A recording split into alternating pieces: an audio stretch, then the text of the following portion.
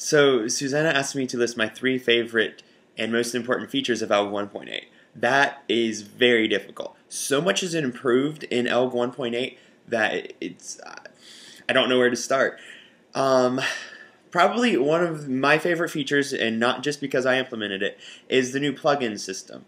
Plugins now have a more robust system for specifying if they depend on other plugins or if certain features of the server needs to be enabled.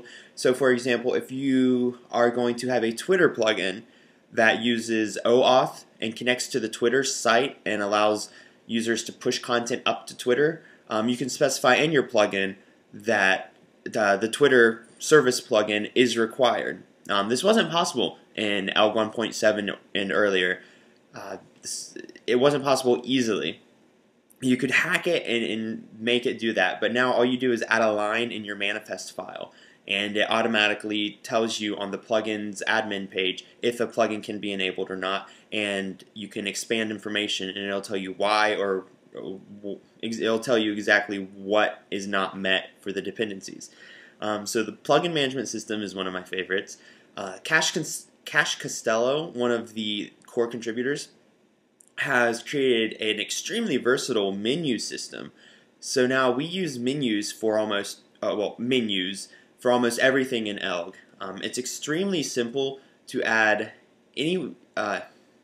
Let's explain this. Anywhere you see a list of information in Elgg, now it's probably a menu. And menus are extremely easy to add and alter on the fly. Previously in Elgg 1.7, it was very complicated to change a menu once plugins had registered. In 1.8, it's very simple. You register a plugin hook, and it gives you the full menu, and you remove what you don't want. We use it all the time now. My third favorite one is from Evan Winslow, who's another core contributor, and it's the Elgg JavaScript object.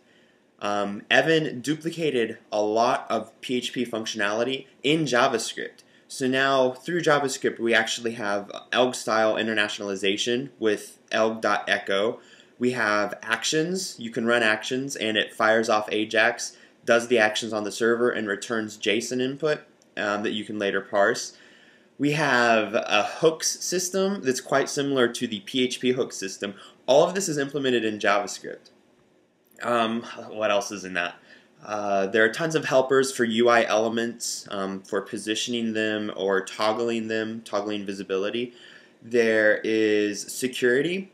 Aha, that's a great one. There's no more, if you're sitting there and you're typing a blog post and it's taking a long time, we've all seen your session has expired, or the form is missing token or timestamp values. Yeah, those are horrible.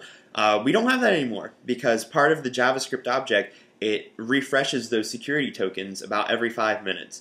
And that's all behind the scenes. It updates the entire page. All the links on the page will have the fresh tokens, and all the actions will have them.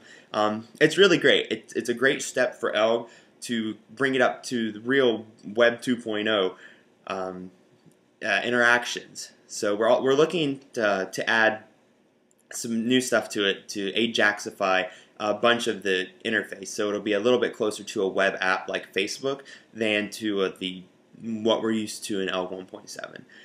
So those are 3 of my favorite features. There are tons new features in Elgg 1.8, tons of bug fixes, tons of general improvements. I've improved the API, so the getter functions are all using options arrays instead of counting out 15 arguments like you had to in Elgg 1.6. Those have been completely converted in 1.8.